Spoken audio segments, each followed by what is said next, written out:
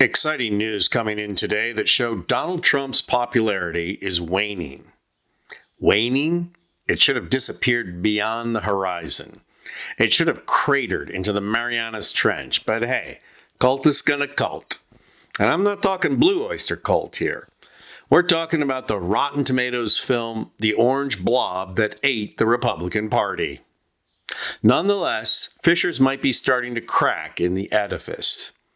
In what will hopefully be a continuing trend all the way through November, Donald Trump took it on the chin yesterday in Republican primaries throughout the country. And we're going to look at those numbers, but first, it's worth noting that these days, using the voting technologies we employ, candidates remain on state ballots long after they resign from campaigns. And that's certainly the case with Nikki Haley and Chris Christie.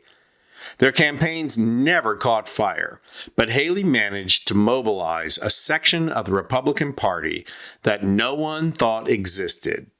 That segment of the party willing to abandon Trump. And here's the interesting thing about Haley and Christie's candidacies. Neither Haley nor Christie thought they were ever going to beat Trump in the primaries. Haley in particular knew that wasn't going to happen. What she did think, however, is that Trump's luck would run out, he would be a convicted felon, and she would be the last candidate standing. Haley astutely thought that the party would be forced to come to its senses following convictions and would want to avoid chaos, so the nomination would fall to her. It made perfect sense, and one could spot the calculus from a mile away.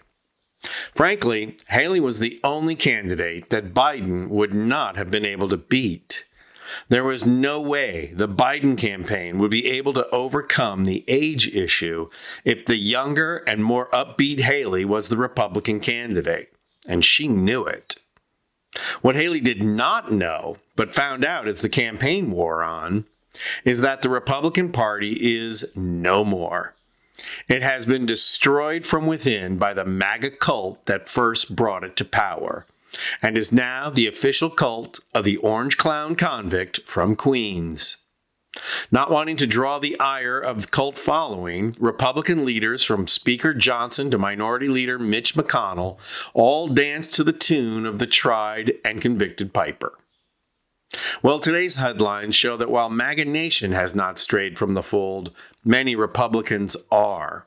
Newsweek is reporting today that Trump lost nearly 15% of the Republican vote in the New Mexico primary, which translated to over 15,000 votes.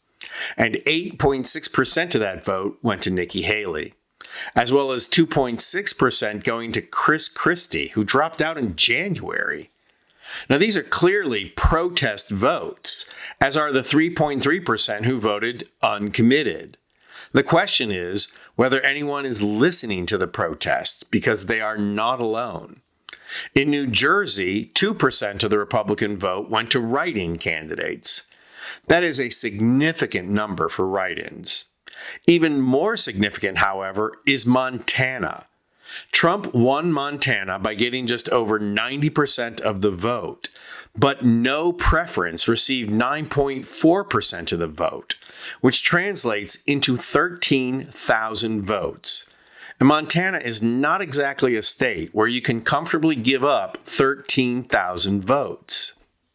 BBC News political analyst Anne E. Lennox commented, earlier in the year, Haley received 128,000 votes in Indiana, 100,000 in Pennsylvania, and 300,000 votes in Michigan. And while Michigan and Pennsylvania are battleground states, Indiana and Montana are decidedly not.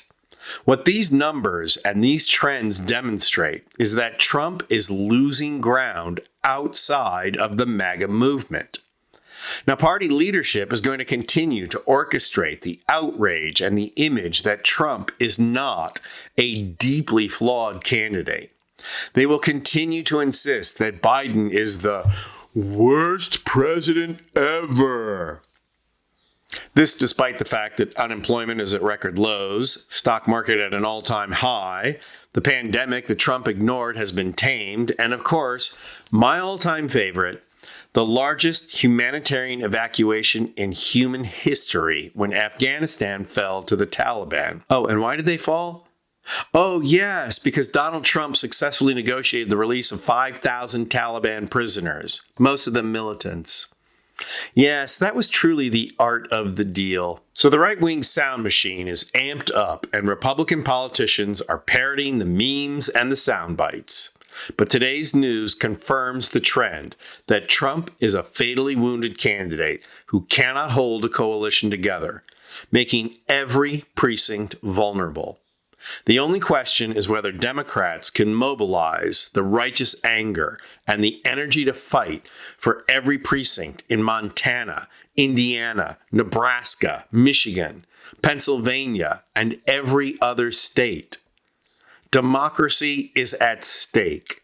We must heed the call. I'm Anthony Vincent Gallo for Occupy Democrats.